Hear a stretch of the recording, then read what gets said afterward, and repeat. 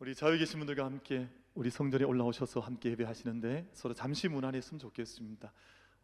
하나님께서 집사님을 지켜주십니다. 우리 그런 인사로 같이 인사하겠습니다. 하나님께서 집사님을 지켜주십니다.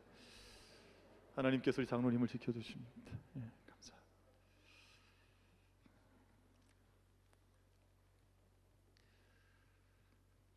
제가 1부, 2부 예배 때 그런 말씀 전하기 전 문안을 좀 드렸습니다. 그 3부 예배 때도 좀 조금은 여기 그런 현상이 있습니다만, 보통 우리가 예배를 드리면 본인 자리가 다 있습니다. 잘 바뀌질 않아요.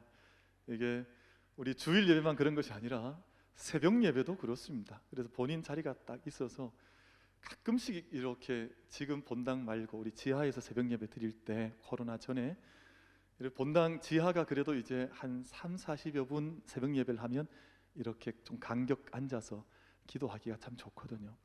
근데 어느 날 어떤 성도님께서 은혜를 받으셔서 또 기도할 제목이 생겨서 갑자기 주일 아침, 아니 그 평일 새벽 예배 때 떡 등장을 하시거든요. 그럼 그분이 한 자리를 딱 차지하시면 그때부터 다 밀리는 거예요, 자리가. 그래서 그날은 막 새벽 기도실이 엉망이 되어버립니다. 본인만 몰라요. 나머지는 다 알고 있고. 그래서 자리가 참 중요하다. 자리가 참 중요한데 우리가 내게 주신 하나님의 자리가 있어서.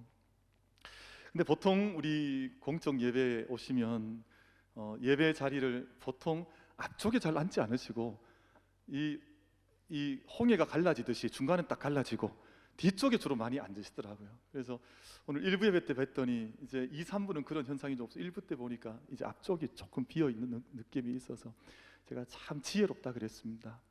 어떤 교회는 요즘 이렇게 아크릴을 해서 호교나 목회자들이 설교를 하니까 이 비말이 호교 이렇게 나갈 수 있으니까 그 경계해서 이렇게 앞에 아크릴을 세우더라고요. 근데 우리 교회는 너무 멀어서 뭐 그런 걱정이 없습니다.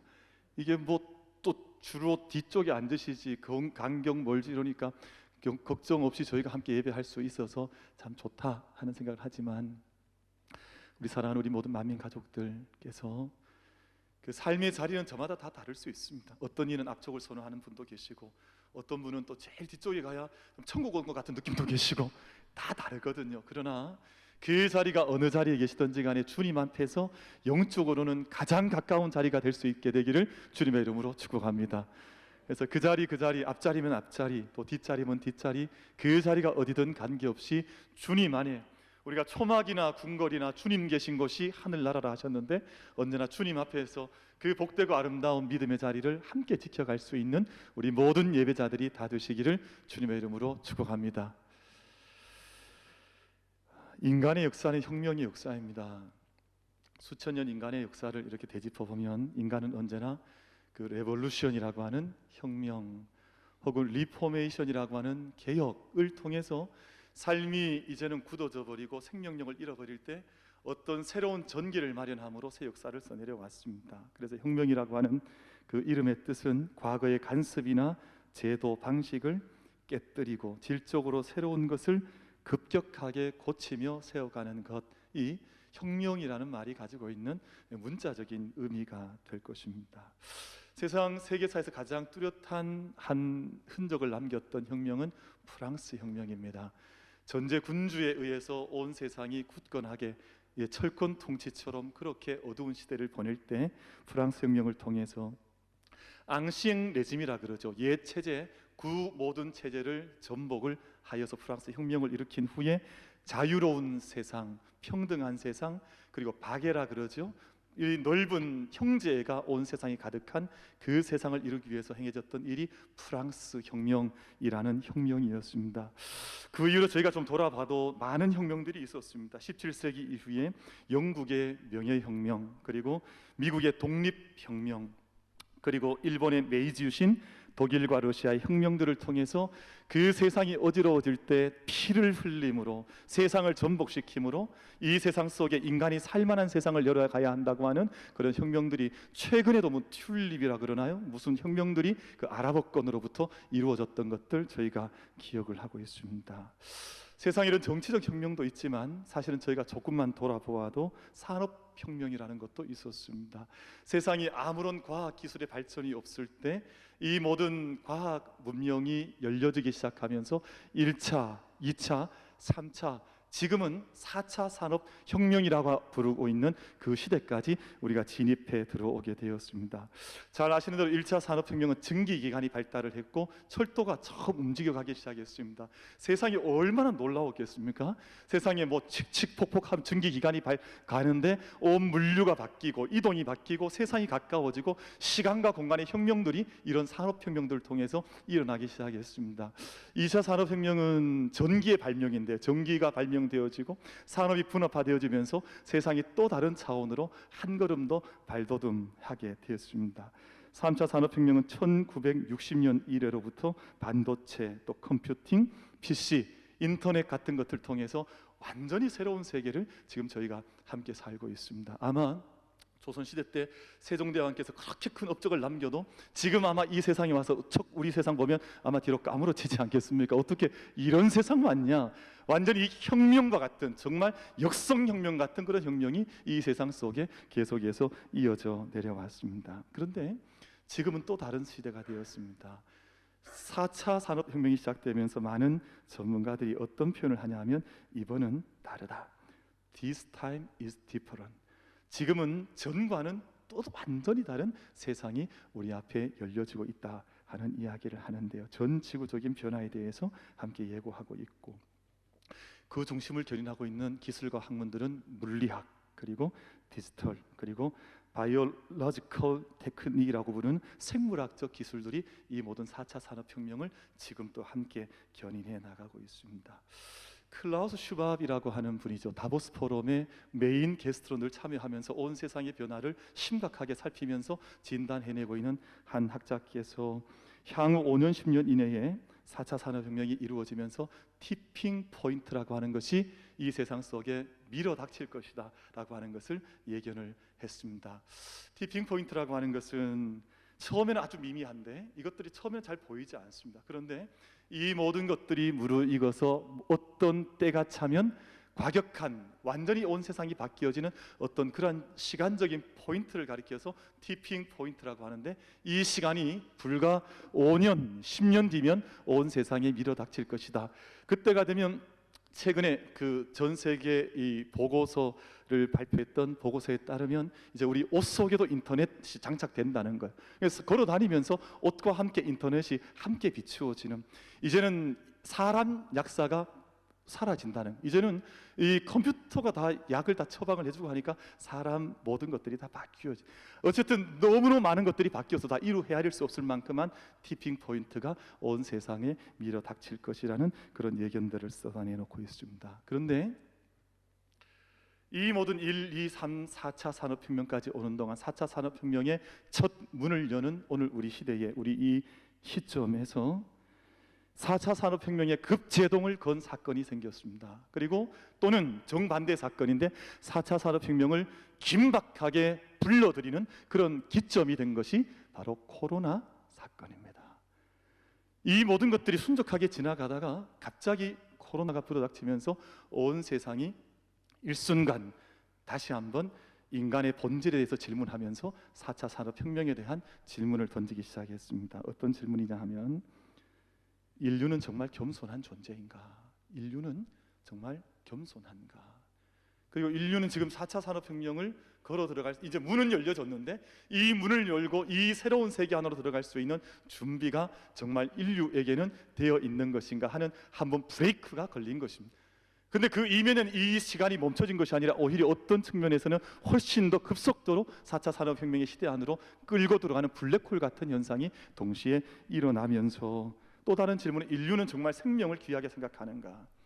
인류는 정말 생명 공동체로 함께 이 지구 공동, 하나님께 받은 이 땅을 이끌어 나갈 수 있는 힘을 가지고 있는 것인가 하는 근본적인 질문들이 이 코로나를 통해서 우리에게 들려지기 시작을 했습니다.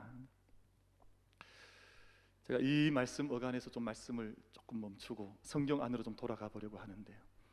여러분, 창세기 1장부터 11장까지 사실 원역사라 그래서 12장 인간의 역사가 시작되는 그 전을 원역사라 그래서 아브라함 전 역사는 아주 근본적인 역사의 장으로 남겨두고 있습니다. 여기에는 하나님의 창조, 인간의 타락과 그 이후에 하나님께서 어떻게 인간의 역사를 써가시는지 하나님의 근본적인 이야기들이 1장부터 11장까지 쓰여져 있기 때문에 대단히 중요한 부분입니다. 근데 저희가 창세기 1을 읽어나가면 주로 우리 성도님들께서는 몇 장부터 몇 장까지 주로 읽으십니까? 제가 다 알고 있습니다. 주로 1장부터 3장까지 읽으세요. 그리고 4장부터 11장까지는 좀 멈추었다가 다시 정신 차리고 보면 아브라함이 또 12장에 나타나거든요. 그러니까 사실은 4장부터 11장까지는 쉽게 읽어 나갈 때가 있는데 4장이 대단히 중요합니다. 왜냐하면 가인의 족보가 그 부분에 등장을 합니다. 가인이 이제 하나님께 첫 살인자가 되어서 첫 생명을 해하는 자가 되어서 이제 에덴 동편 멀찍이 떨어져서 노 땅이라고 하는 곳에 이제 안착해서 살면서 어떤 세상적 문화가 이루어졌는지를 섬세하게 우리 가운데 가르쳐주고 있는 장이 바로 창세기 4장인데 가인은 그 땅에서 자기의 성을 건축합니다. 여러분, 성을 건축했다는 말은 오늘 우리말로 치면 한 도시를 만들었다는 뜻입니다. 인간의 문명이 급격하게 바뀌기 시작했고 인간이 이제 자기 힘으로 성을 짓고 새로운 문명을 열어갈 수 있는 힘을 가인의 후예들이 가지기 시작했다는 뜻입니다. 완전히 새로운 세상을 가인의 그 후예들이 만들어 가기를 시작을 했습니다. 그 자손 가운데 야발이라고 하는 사람은 가축치는 자의 조상이 되었습니다. 오늘 말로 하면 우리의 목축업이 시작이 되어지고 완전히 새로운 경제와 경제 시스템 자체가 완전히 바뀌었다는 뜻이거든요. 바로 그 첫걸음이 야발, 가축지는 자의 조상. 그의 형제였던 유발이라고 하는 사람은 수금과 퉁소 잡는 자의 조상. 오늘 말로 하면 나훈아 같은 사람이 나온 거예요. 완전히 세상을 바꿔놓는, 그러니까 그 시대 가왕이라고 불릴 만큼 새로운 문화를 만들어 음악을 하고 악기를 연주하면서 새로운 문화를 만들어갈 수 있는 어떤 사람이 가인의 후예 속에 나타나기 시작했다고 하는 그런 뜻이거든요. 그 어간의 말씀은 두발가인이라고 하는 사람이 등장하는데 두발가인은 기계를 만들어서 기계를 운영하기 시작한 사람이라고 창세기 4장에서 이미 말씀을 하고 있습니다. 그러니까 완전히 새로운 문명이 발달해서 흘러가기 시작하는 그 가인의 자손의 계보가 창세기 4장 이후에 저희는 족보가 나타나니까 슬쩍 지나갔을지 모르지만 대단히 중요한 함의를 두고 그 말씀이 기록이 되어져 있고, 그 말씀이 어디에 가서 멈추냐 하면 창세기 11장 바벨탑 사건에 가서 그 가인의 후예들이 세웠던 바벨탑이 무너짐으로 하나님께서 새로운 역사를 창세기 12장에서 써가신다고 하는 것이 창세기에 기록이 되어져 있습니다. 그런 모든 문화, 문명 자체가 무의미하다 혹은 악을 담고 있다는 말씀의 뜻은 아니고요, 하나님을 떠난 세상의 문명과 문화가 얼마나 심각한 폐해를 인류에게 가져올 수 있는지를 하나님께서 이미 창세기 첫 말씀 원역사 속에서 우리 가운데 기록해 주신 부분이 바로 창세기 4장 이후로부터 인류의 살인이라고 하는, 그리고 원죄라고 하는 죄 이후로부터 4장 이후에 기록이 되어져 있습니다. 그런 가운데 하나님께서 가인의 후예가 아니라 가인과 아벨 이후에 아벨은 죽어버리고 가인이 남았을 때 셋이라고 하는 아들을 통해서 노아까지 어떻게 계보를 6장 7장에 이어가셨는지가 기록이 되어져 있고, 그 이후에는 노아에서 다시금 아브라함의 역사를 통해서 하나님께서 하나님의 백성으로 하나님께서 이루시는 역사가 성경 원역사 속에 가인의 족보와는 다른 한 족보로서 하나님 나라를 세워가는 한 새 민족이 일어날 것을 하나님께서 창세기를 통해서 말씀해 주셨습니다.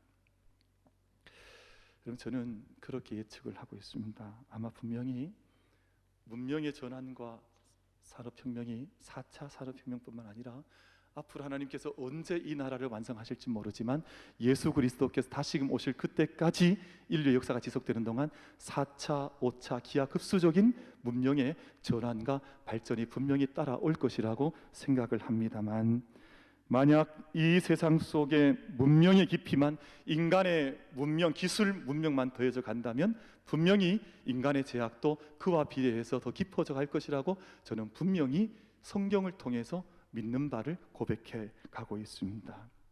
여러분, 인간의 문명이 발달한 만큼 인간의 제약도 반드시 깊어져 가고요, 인간이 이뤄낸 모든 혁명이나 모든 이 세상의 사건은 하나님 없이 행했던 모든 혁명들은 반드시 악으로 치닫게 되어져 있는데, 우리가 그것을 멀리 이그젬플을 멀리서 찾을 필요 없이 그냥 북한 생각하시면 됩니다. 백두혈통에 의해서 이루어졌던 그 프롤레타리아 혁명이 얼마나 인간을 참혹한 지경으로 몰아넣고 있는지 멀리 가실 것도 없어요. 가까운 곳에서 인간이 만들어낸 혁명, 인간이 자기의 꿈과 이상을 쫓아서 했던 모든 혁명들이 얼마나 비참한 인간의 역사를 우리 가운데 비춰줄 수 있는지를 우리 가까운 곳에서 매일같이 그 소식을 들으면서 이 땅 가운데서 함께 살아가고 있습니다. 사랑하는 우리 만민 모든 가족 여러분, 저는 만민교회를 하나님께로부터 목회하라는 그 인도함을 받아서 목회하는 동안 한 7년여 8년여 시간이 지나가고 있는데요, 아마 느끼는 분은 느낄 것이고 또 뭐 눈치채신 분은 채실 것이지만, 저는 강단에서 뭐 정치적 어떤 언급을 하는 것을 극도로 주의하고 있습니다. 왜냐하면 우리 성도님들 안에는 때로는 여당을 지지하는 분도 계시고, 때로는 야당을 지지하는 분도 계시고, 때로는 조금 진보적인 분도 계시고, 또 때로는 좀 보수적인 분도 많이 계신데, 이 모든 것들을 마치 제 판단에 따라서 나는 여당을 좋아하니까 난 여당 지지한다, 혹은 나는 야당 좋아하니까 난 야당 지지한다, 이것이 하나님 뜻에 맞지 아니하는 거지 않습니까? 우리는 어떤 세상의 정당 정치를 어떤 혁명적인 것을 지지하는 것이 아니라 우리 하나님 말씀 붙들고 사는 사람들이니까, 이 세상에 한 뜻을 전하는 사람들이니까, 우리 세상 정치 정당에 휩쓸려가는 인생이 아니라, 때로는 여당이 잘하면 그쪽에 박수를 쳐주기도 하고, 때로는 야당이 잘하면 그쪽에다 우리가 응원을 보내기도 하고, 그러나 하나님 뜻에 비춰볼 때 이거 잘못된 길로 갈 때에는 이 모든 것들을 어떻게 바꿔야 하는지 말씀으로 돌아가서 말씀 앞에서 세상을 비춰보아 말씀 전하는 것이 바로 교회의 존재의 목적이요 의미가 아니겠습니까? 제가 때때로 살아가다 보면 이렇게 둘러 저한테도 이제 압박이 올 때가 있습니다. 목사님, 제발 좀 다른 교회 목사님처럼 화끈하게 머리를 밀든지, 아니면 막 뭐 어떤 정당을 막 지지를 해서 한번 선포를 해주셨는지, 우리도 좀 그렇게 좀 아싸리하게 하면 안 됩니까? 이런 압박이 올 때가 있습니다. 그럴 땐 제가 그때는 안에서 성령께서 주시는 감동이 와요. 그냥 네 길 가라, 니는 그 모습이 아니라는 감동이 올 때가 있습니다. 그리고 하나님 말씀 전하고 그 뜻 가운데 서고, 이 세상 속에 하나님 뜻 안에서 맞으면 우린 박수 쳐주면 되지만, 아닐 때에는 하나님 뜻대로 전하면서 말씀 가운데서 길을 걸어가면 되는 것이죠. 그래서 저는 어떤 정당, 어떤 정권에 뭐 치우칠 필요가 늘 없다고 생각하는데요, 제가 지난 몇 년 안에 우리나라 안에 있었던 짧은 이야기 하나 하는데 오해는 없으시면 좋겠습니다. 2017년 5월 달에 지금 정권이 새롭게 출범을 했더랬습니다. 그때 대통령께서 취임사를 5월 달에 이제 발표를 하셨는데, 내용을 잠시 소개하겠습니다. 그럼 이 정권은 자타가 공인하는 촛불 혁명에 의해서 태어난 정권입니다. 그러니까 사람들이 광화문에 올라가서 촛불을 밝히고 그 힘의 지지를 놓고 태어난 정권이라고 스스로 대통령께서도 말씀을 하시고, 많은 사람들이 자타가 이 이야기를 하니까요. 근데 그때 취임사의 한 대목을 잠시 소개하겠습니다. 마침내 오늘 새로운 세상을 열었습니다. 구시대의 잘못된 관행과 과감히 결별하겠습니다. 보수와 진보의 갈등은 끝나야 합니다. 야당은 국정 운영의 동반자입니다. 고르게 인사를 등용하겠습니다. 무엇보다 먼저 일자리를 챙기겠습니다. 기회는 평등할 것입니다. 과정은 공정할 것입니다. 결과는 정의로울 것입니다. 여러분, 이것이 촛불 정권에 의해서 태어났던, 정권이 출발하면서 내놓았던 어떤 스테이트먼트였었는데요, 너무나 멋들어졌거든요. 저도 이 말이 너무너무 감격스러웠습니다. 특별히 이 뒤에 있는 말, 기회는 평등하고 또 과정은 공정하고 결과는 뭐 공의로울 것입니다. 얼마나 매력적이었던 말인지 모르지만 이제 그 이후부터 몇 년의 시간이 지났습니다. 저는 어느 정권에 대한 호불호를 말하는 것이 아니라, 여러분, 이 나라를 이끌어가는 법무부 장관은 공정하지 못한 일 때문에 그 자리에서 내려와 지금 법의 어떤 심판의 과정 속에 담겨져 있고, 지금 이 나라를 이끌어가는 법의 가장 수장들 두 수장이 매일같이 싸우면서 우리 자녀들 앞에, 우리 아이들 앞에 뭐라고 설명해야 될지 알지 못하는, 법을 가장 잘 아는 법무부 장관과 법을 집행하는 이 검찰총장이 매일같이 싸움질하면서 서로 공격하는 이런 세상 속에 저희가 살고 있으니, 저는 오늘 우리 아이들이 이 예배 안에 안 들어와 있으니까 저는 참 감사하다고 생각을 해요. 이런 설교하는 자체가 부끄러운 일 아니겠습니까? 근데 아무리 인간의 혁명을 뭐 장밋빛으로 물들이고 첫 출발을 했다 할지라도, 그 모든 출발들이 인간의 일로 가득 차 있으면 반드시 인간의 일은 이런 식으로 진행되어져 갈 수밖에 없다고 하는 것을 말씀드리는 것이지, 저는 어떤 정권 탓하고자 하는 생각은 전혀 갖고 있지를 않습니다. 거기에 대해서는 저는 전혀 관심이 없습니다. 왜 우리 인간의 모든 인간들은 자기의 혁명, 자기의 생각을 가지고 온 세상 바꾸려 하는데 얼마 지나지 않아 왜 넘어지는 인생을 살까 하는 근본적인 질문을 던지는 것이지, 저는 정권, 어떤 특별한 정권 안에는 관심을 가지고 있지 않습니다. 사랑하는 성도 여러분, 사람이 변해야 합니다. 사람이 변하지 않으면 4차 산업혁명, 5차 산업혁명이 더해져 갈수록 인간의 빈부의 격차는 더 심해질 것이고 이 땅이 고통하고 신음하고 눈물 짓는 인생들은 훨씬 더 많아질 가능성이 대단히 많을 것입니다. 그래서 우리가 한 사람이 어떻게 변할까? 여러분, 교회도 다르지 않습니다. 여러분, 교회가 하나님 말씀에서 떠나는 순간, 맞아, 인간의 자기 경험이나 자기 지식이 너무나 충만해서 하나님 말씀으로부터 멀리 떠나버리고 자기의 힘으로 어떤 교회적인 공동체적인 일을 감당하려고 하는 순간 교회는 그 맛을 잃어버리게 되고 그 빛을 잃어버리게 되고, 마치 주님께서 말씀하셨던 것처럼 길가에 버려져 사람들에게 밟히는 천덕꾸러기 같은 맛을 잃은 소금과 같은 존재가 되고야 말 것입니다. 오늘 종교개혁 503주년을 저희가 함께 기념하면서 예배를 드리고 있는데, 저는 무슨 종교개혁, 무슨 릴리저스 리포메이션이라는 거창한 말도 꺼내기 싫습니다. 저는 무슨 세상의 변혁, 혁명, 레볼루션이라고 이런 말도 꺼내지 말고요, 우리가 정말 무엇이, 어떤 길이 정말 참된 변혁과 참된 변화의 삶을 이루어갈 수 있는지에 대한 말씀을 소박하게 나누고 싶은 마음이 간절해서 오늘 말씀을 저희 주제로 삼았습니다. 나는 너희에게 이르노니 라고 하는 말씀이 기록된 산상수훈으로 좀 저희가 함께 돌아가서, 산상수훈은 예수님의 원래 말씀을 다 기록하고 있는 말씀인데 예수님께서 오늘 우리에게 무엇을 말씀하고 계신지로 돌아가면서 우리의 삶의 변화를 함께 추적해 보고자 합니다. 사랑하는 성도 여러분, 첫 번째는 우리가 무엇보다 하나님의 말씀에 귀를 잘 기울이셔야 합니다. 오늘 본문이 가르치는 첫 번째 교훈이 바로 그것입니다. 오늘 5장 43절 말씀을 보시면 이렇게 말씀을 하고 있죠. 또 내 이웃을 사랑하고 내 원수를 미워하라 하였다는 것을 너희가 들었으나 나는 너희에게 이르노니 너희 원수를 사랑하며 너희를 박해하는 자를 위하여 기도하라 라고 말씀을 하고 있습니다. 여러분, 이 말씀의 뜻이 뭐냐 하면, 너희가 세상에서 수많은 정보를 듣고 수많은 이야기를 들을 터인데 이런 가치관, 이런 철학, 이런 이야기가 너무나 너무 많이 들리고 있지만 나는 너희에게 이르노니 너희는 이런 삶을 살아가는 것이 합당하다. 예수님께서 그렇게 말씀을 하신 것입니다.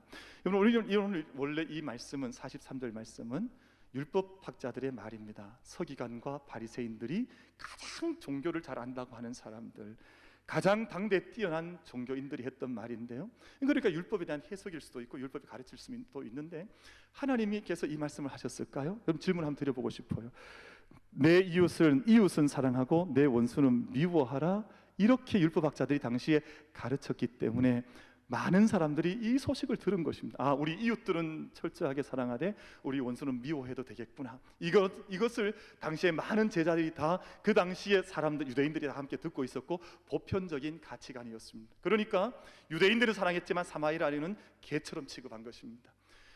우리 민족은 사랑했지만 이웃 민족은 철저하게 배척하고 척을 짓고 담을 쌓고 원수처럼 여겼던 것입니다. 그러니까 이방인들은, 지금 최근에 프랑스에서도 한 중학교 선생님, 고등학교 선생님께서 목을 참수당하지 않았어요?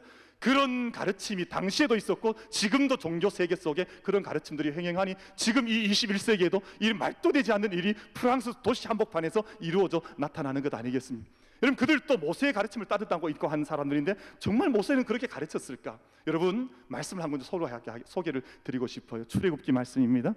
23장 4절과 5절 말씀을 제가 읽어드리고 여러분 스크린에서 한번 확인하시면 좋겠습니다. 율법의 말씀인데 이렇게 기록하고 있습니다.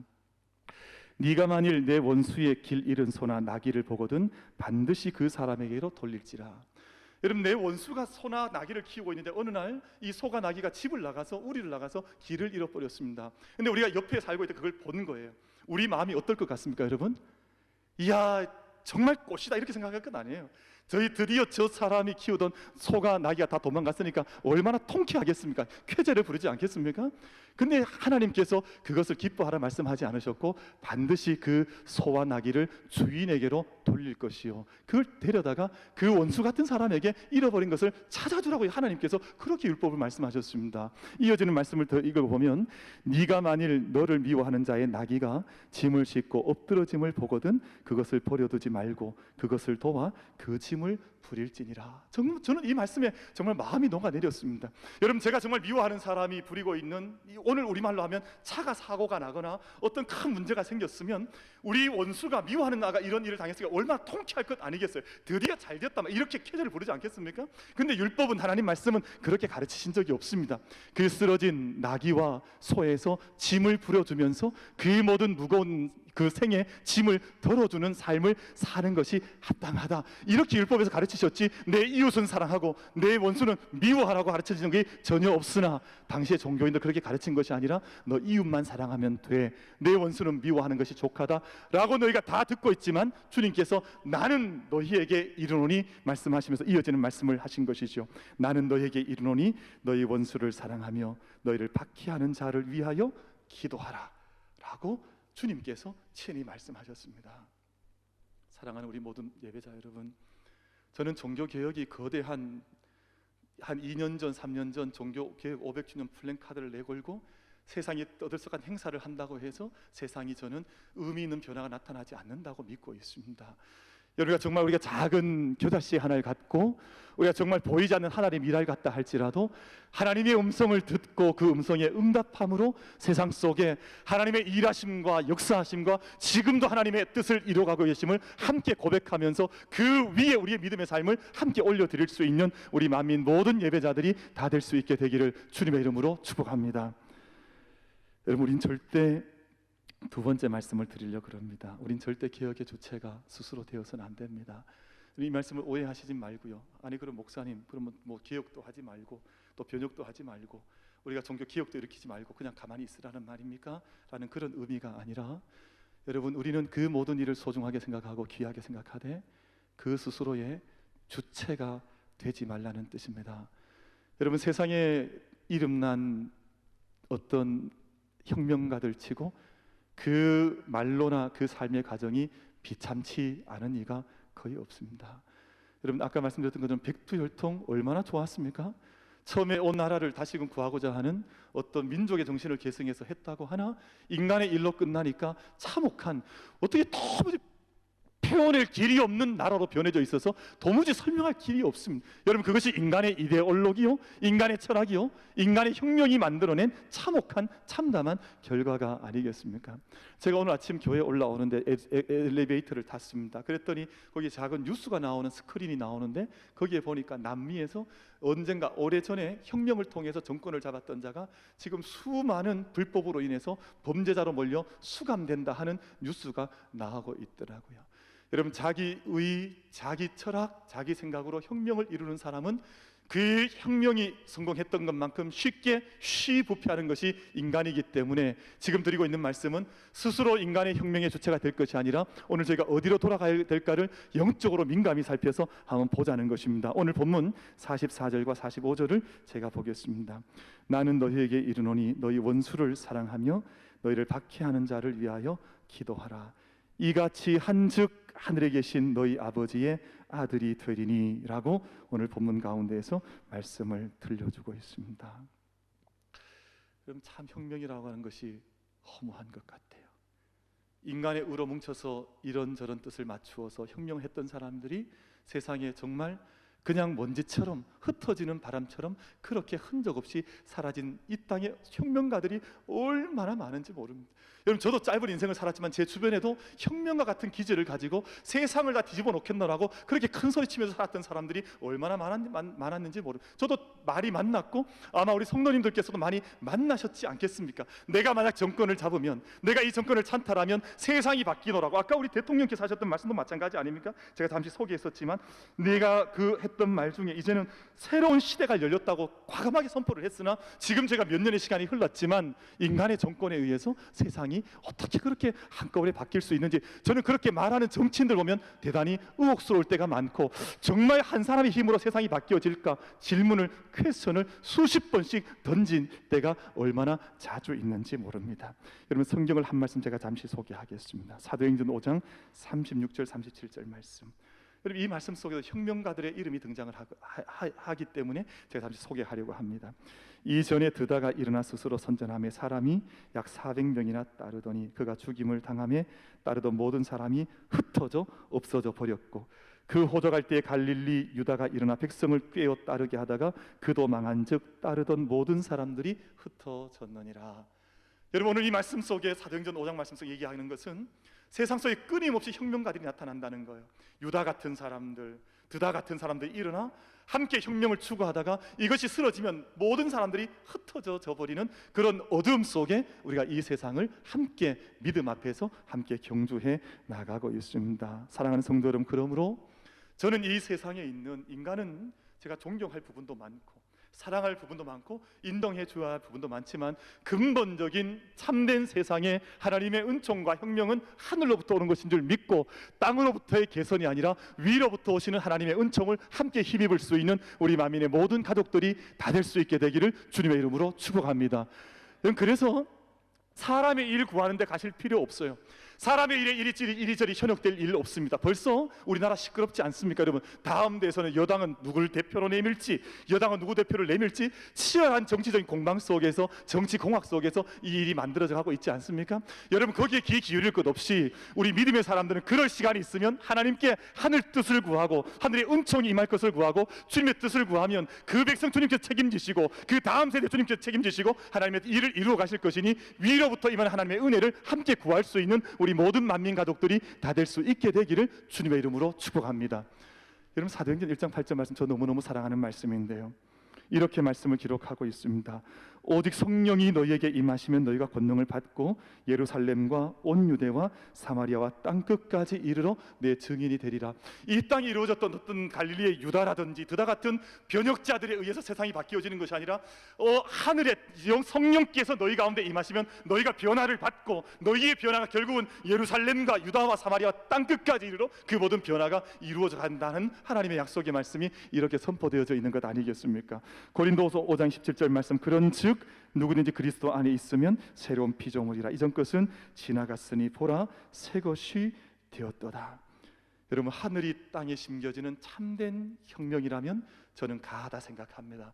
이 땅에 이루어지는 세상의 어떤 정치적 지형에 이리저리 휩쓸려 다니다가 그 사람 사라지고 나면 흔적 진토같이 없어져 버리고 나는 무의미한 인생이 아니라 하늘을 땅에 심는 참된 믿음의 변화자들로 함께 믿음의 길을 걸어가는 우리 복된 만민 가족들이 다 될 수 있게 되기를 주님의 이름으로 축복합니다. 그럼 그렇다고 해서 오해는 하지 마십시오. 세상에 있는 어떤 정치적인 진영에서 좋은 일을 하면 기도해 주시고 그것들을 응원도 해 주시고 정말 양심적인 한 사람이 세상에 일어나고 때로는 믿음 앞에 서 있는 한 사람이 정치적 역량을 발휘해서 세상을 하나님의 공의가 정의가 강물처럼 흘러가는 세상으로 섬길 수 있다면 저는 그런 사람을 섬기고 싶습니다. 그런 사람을 위해서 기도해 주고 싶어요. 제가 요즘 하고 있는 일 가운데 한 가지가 너무 터무니없는 기사가 메인 신문 그 기사 중에 그런 기사가 나오면 저는 그 기자에게 이메일 쓰는 게 요즘 제 일이 되어져 있습니다. 그래서 제가 기자님은 우리 사회를 이끌어가는 지도층 인사요 또 지식인이신데 어떻게 이렇게 편향된 글을 쓸 수가 있습니까? 여러분, 한쪽 정당 진영 보고 글을 쓰는 기자가 아니라 정말 나라 전체를 위해서 우리 다음 세대를 위해서 글을 쓰는 기자가 되셨으면 좋겠습니다. 제가 이렇게 말을 했는데 한 번도 답장을 받아본 적이 없습니다. 정말 여러분, 우리 안에서 우리 믿음의 길을 걸어갈 때 우리가 사람에게 편드는 자들이 아니라 어떤 분이 그랬더라고요. 나는 사람을 기쁘게 하는 사람이 아니다. 여러분, 저희는 그 차원을 넘어서서 하나님을 기쁘게 할 수 있는 그 믿음의 관점을 선명하게 해서 믿음의 길을 걸어갈 수 있는 우리 만민 가족들이 다 될 수 있게 되기를 주님의 이름으로 축복합니다. 여러분, 신앙 기억의 그런 목표가 뭘까? 이 말씀을 드리고 말씀 맺겠습니다. 여러분, 신앙 기억의 목표는 우리는 다 죄된 인생이었는데 하나님 앞에서 온전케 되는 것입니다. 여러분, 사람들이 자꾸 자기 의가 강한 사람들은 세상을 바꾸겠다 그래요. 어떻게 세상을 자기가 바꾸겠다는 것인지 저는 참 들어도 이해가 되지 않는 말인데요. 어떤 분은 내가 교회를 다 바꾸겠다 그래요. 저는 그런 생각하지 않습니다. 하나님 앞에서 자기 한 사람이 좋은 아버지가 되고 좋은 어머니가 되고 복음의 부모가 되면 그 자녀가 자연스럽게 바꾸는 것 아니겠습니까? 내가 뭐 다신도 바뀌지 않은 채 가정을 다 바꾸겠다고 이리저리 들들 볶은들 그 가정은 더 깨지고 상처만 받지 그 가정이 회복이 되겠습니까? 여러분, 교회를 바꾸겠다고 나서는 일꾼들이 많이 있는데요, 교회를 위해서 많은 말 하지 않는 게 저는 좋다고 생각을 합니다. 그저 주님의 뜻을 구하면서 나는 너에게 이르노니, 그 주님의 음성이 들리면 겸손한 마음으로 교회를 섬기는 것이지, 내가 교회를 들었다 놨다 하는 것은 절대 교회 바람직한 영적인 일꾼들의 태도가 아닌 것입니다.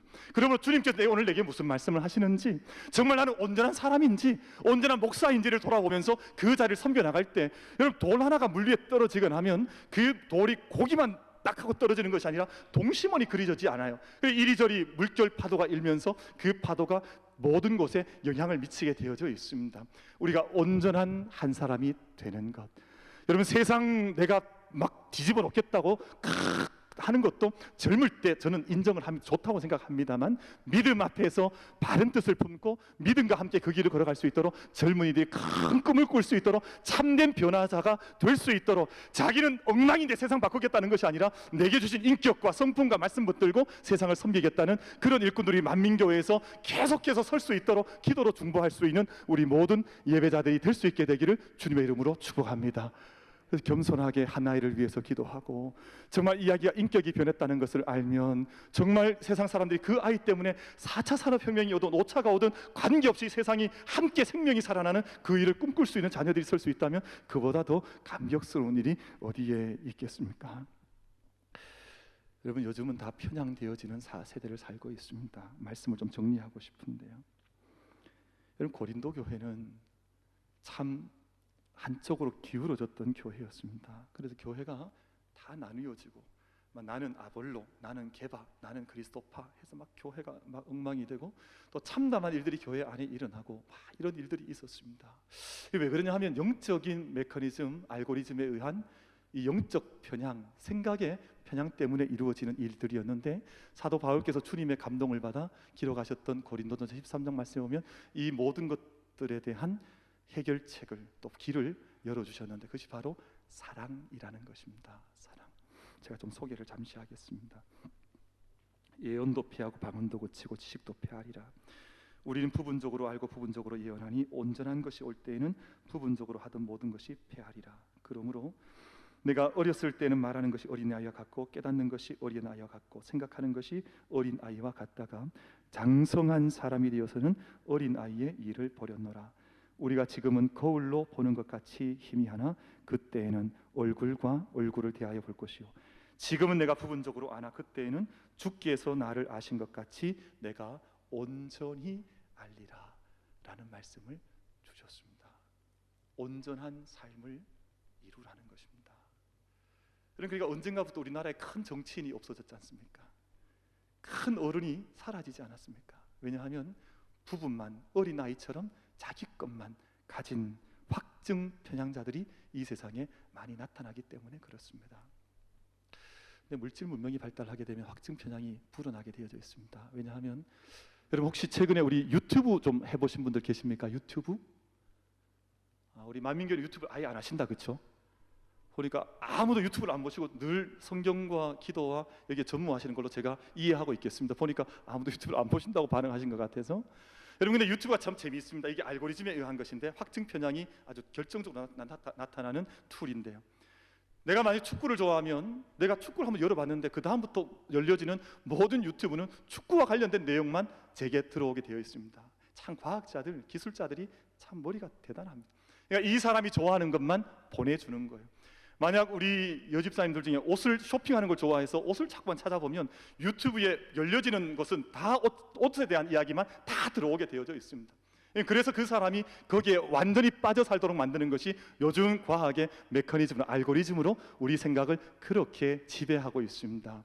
근데 이렇게 살아가면 편집증적인, 자기가 좋아하는 것만 생각하는 거기에 푹 빠져서 온전한 것을 놓치며 살아갈 수밖에 없습니다.